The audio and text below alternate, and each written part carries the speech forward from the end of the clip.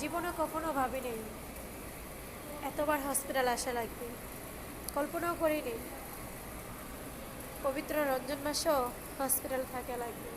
কারণ বয়স যতই হোক না কেন, কখনো রমজান মাসে অন্তপক্ষে মেডিকেল আসেনি।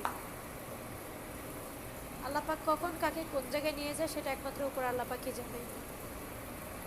হসপিটালে আসছি বাবার জন্য। আল্লাহর কাছে বলি সবসময়, আল্লাপাক আমার বাবাকে সুস্থতা দান করুক। ঈদের আগে, ঈদ মুবারকের আগে যাতে আমার বাবাকে বাড়ি ফিরিয়ে নিয়ে যেতে পারি। সবাই বাবার জন্য দোয়া করবেন। আর কিছুই আমার বলার নেই। অনেকে বলবেন হয়তো বাবা হসপিটাল তারপরে ভিডিও ছাড়লে হয়তো কিছু কিছু ভালোবাসার মানুষদের জন্য ছাড়া লাগে, হয়তো তারা আমার কষ্টটা একটু শেয়ার করে কিংবা একটু তারা আমার পাশে থাকে। কারণ নিজেকে খুবই একা মনে হয় প্রতিনিয়ত, প্রতি সেকেন্ড। তারপরে মনে হয় হয়তো উপর আল্লাহ পাক আছে। ভিডিওটা ভালো লাগলে শেয়ার করে আমার পাশে থাকবেন।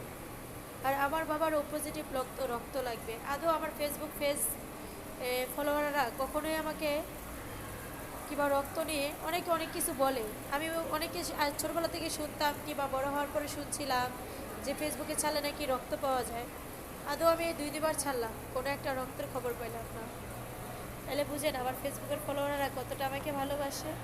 আসলে কিছু ফলোয়ার আসে লোক দেখানোর জন্য, তারা ভালোবাসার জন্য আসে না। ভিডিওটা ভালো লাগলে শেয়ার করে পাশে থাকুন। আল্লাহ হাফেজ।